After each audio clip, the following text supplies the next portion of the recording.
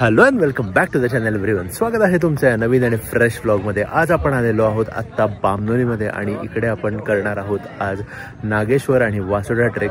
पहिले आपण सर्वात जाणार आहोत नागेश्वरला, कारण आज आहे महाशिवरात्री आणि वर आहे शंकराचं मंदिर. सो पहिले वर जाऊन त्याचं दर्शन घेणार आहोत आणि तिकडूनच आपण जाणार आहोत वासोट्याला. सर्वात पहिले आपण इथून केलेली आहे बोट.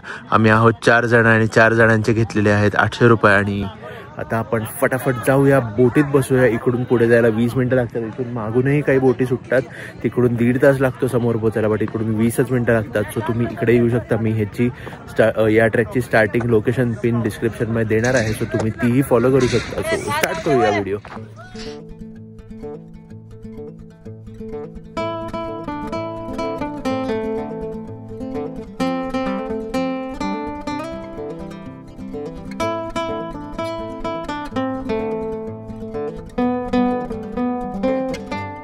सो बोटीने आपल्याला इथे सोडलेलं आहे. आपण असे इथून चालत आलेलो आहोत पूर्णपणे. आणि आता आपल्याला इथून आज जंगलात जायचं आहे आणि या जंगलाच्या पलीकडे इथे वासोटा आहे आणि इथे नागेश्वर आहे. हे सगळे वन विभागाचे ऑफिसेस आहेत आणि नॉर्मली आपल्याला इथे एक एंट्री फी लागते, प्लस आपल्याकडून एक फॉर्म भरून घेतला जातो. पण आज महाशिवरात्रीची यात्रा असल्यामुळे कुठल्याही प्रकारची एंट्री फी नाही आहे. या मारुती मंदिराच्या बोर्डपासून आपला नागेश्वर वासोट्याचा मेन ट्रेक चालू होतो.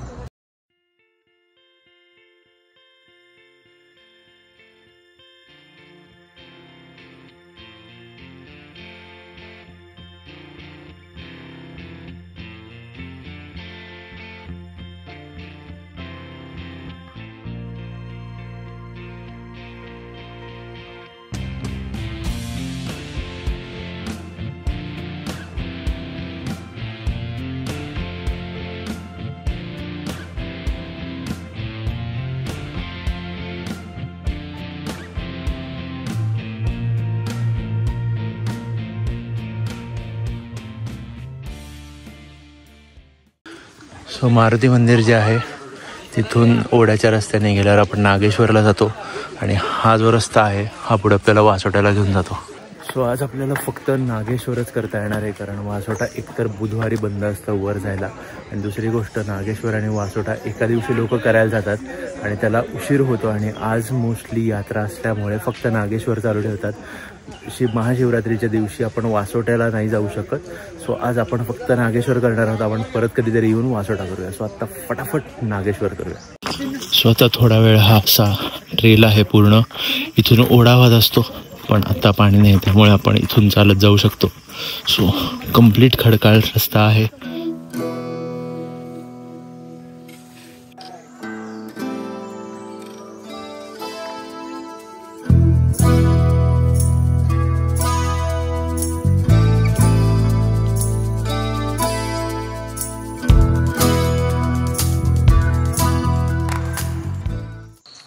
सो पावसाळ्यामुळे बऱ्याच ठिकाणी अशी झाडाची खोडं वगैरे ओढ्याच्या रस्त्यावर पडलेली आहेत आणि इथे जर बघितलं तर पूर्णपणे खडकाळ पॅच आहे.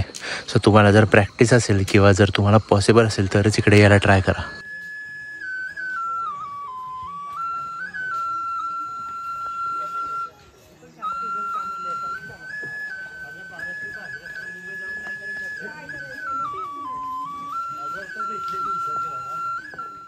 सो 70% पॅच कंप्लीट झालेला आहे. तर आपल्याला हे एवढं क्रॉस करायचं आहे. आणि मी म्हणलो होतो की थोडा पॅच ओढ्याचा आहे आणि पूर्णपणे असं नाही आहे, पण असं नाही, पूर्ण वरपर्यंत हाच पॅच आहे. प्रॉपर ओढ्याच्या वाटेने वर जावं लागतं आणि फाटते प्रॉपर, पण मजा येते.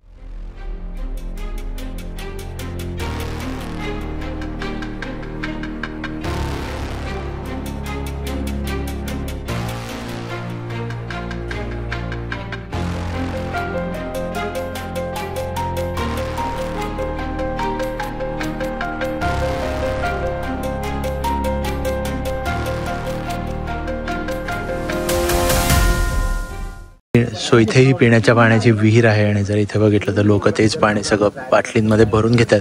सो तुम्ही वरपर्यंत मोकळ्या बाटल्या घेऊन आला तरी चालेल, तुम्ही इथे एकच बाटली आणली तरी चालेल, तुम्हाला इथे प्यायचं पाणी मिळेल. थंडगार पाणी आहे आणि स्वच्छ आहे पाणी, एकदम पिण्यासारखं आहे. सो काहीच टेन्शन नाही आहे. सो आपण वरपर्यंत पोहोचलेलो आहोत, पण आता जर आपण इथे बघितली तर एवढी मोठी रांग लागलेली आहे आणि तिथे वर गेल्यावर इथे मंदिर आहे शंकराचं आणि इथे एक स्वयंभू पिंड आहे ज्याच्यावर 24 तास 12ही महिने पाणी पडत असतं. ते कसं पडतं हे आपल्याला काहीच माहिती नाही, पण ओव्हरऑल ही अशी लाईन आहे. इथे छोटे छोटे स्टॉल्स लावलेले आहेत.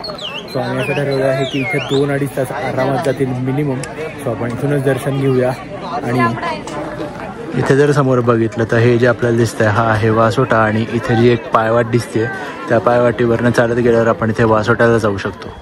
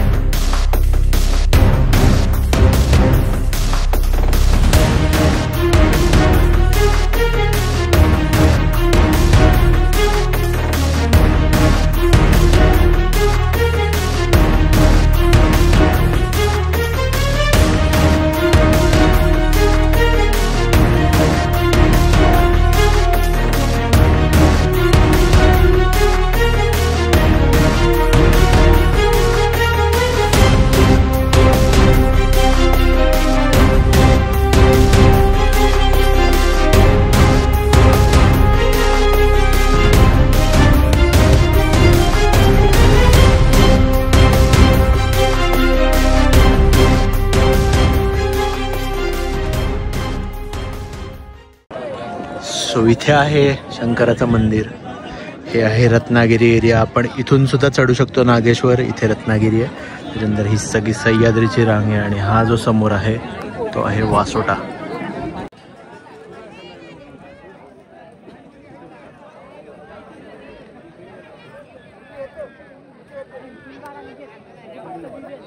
वासोट्याला तर जाताना येणार आहे, पण वासोट्याला जायची जी पायवाट आहे आम्ही आता तिथून चाललो आणि आता तिथून वासोट्याच्या रस्त्याने खाली उतरणार आहोत, कारण तो रस्ता उतरायला खूप सोपा आहे. आम्ही ज्या रस्त्याने वर आलो त्या रस्त्याने उतरायला खूप अवघड आहे, कारण ओढ्याचे जे सगळे खडक आहेत ते क्रॉस करून आपल्याला परत जसं वर आलो तसंच खाली उतरावं लागतं.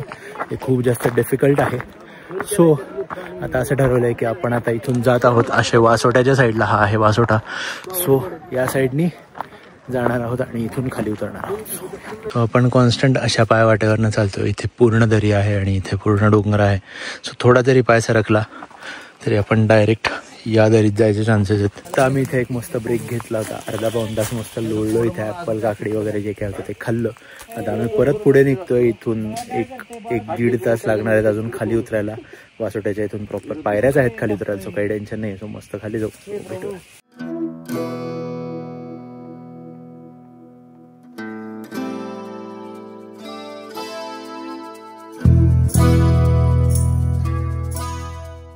एकदा जंगलात आलं की कळतं की हे जंगल केवढं दाट आहे, कारण ऊन पूर्णपणे आत पण नाही येऊ शकत. एवढी झाडी आहे इथे, तुम्ही इथे बघू शकता.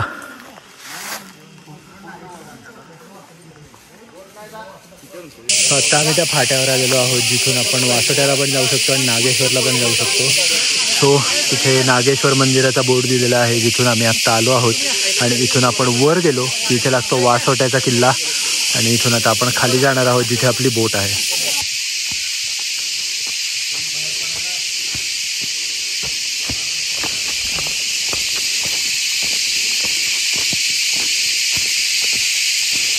फायनली आम्ही खाली पोहोचलेलो आहोत. इथे जर बघितलं तर हे हनुमान मंदिर. आपण इथून मेन ट्रेक चालू केला होता. आपण गेलो होतो या ओढ्याने पूर्ण असं फिरून आपण वासोट्याच्या रस्त्याने इथून परत खाली आलेलो आहोत आणि आता आपण बोट पकडायला आपल्या बोटच्या इथे जात आहोत. सो आम्ही परत आलेलो आहोत आणि सकाळी मी तुम्हाला चुकून बामनोली सांगितलं, पण आम्ही मुनावळ्याला आलेलो आहोत. मुनावळ्याला 40 मिनिटात बोट पोचते वासोट्यापर्यंत आणि बामणोलीवरनं जर तुम्ही पकडली तर त्याला 1.5 तास लागतो. सो तुम्हाला जर टाईम वाचवायचा असेल हा तर तुम्ही मुनावळ्याला येऊ शकता. सो ओव्हरऑल खूप कमाल ट्रेक होता, मजा आली. वासोटा राहून गेला आपला, त्याला परत कधीतरी येऊ आपण. इथे जर बघितलं तर इथे रिसॉर्ट आहे, तुम्ही इथे राहायला येऊ शकता. त्याच्यानंतर ही आहे आपली कोयना बॅक वॉटर आणि खूपच कमाल होतं. सो या हा जो ब्लॉग आहे तो आपण इकडे संपवूया.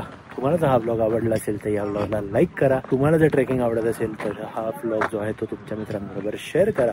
आणि तुम्ही जर आत्तापर्यंत चॅनलला सबस्क्राईब केलं नसेल तर फटाफट चॅनलला सबस्क्राईब करून टाका. आणि तुम्हाला जर इकडे यायचं असेल वासोट्याला किंवा नागेश्वर मंदिराला तर कंपल्सरी कोणतरी गाईड घेऊन या, कारण इथे महाशिवरात्रीमुळे गर्दी होती आज. बट नॉर्मल इथे काहीच गर्दी नसते आणि लिटरली आपणच फक्त असतो ट्रेक करायला. सो तुम्हाला जर यायचं असेल तर तुम्ही नक्की गाईड करून येऊ शकता.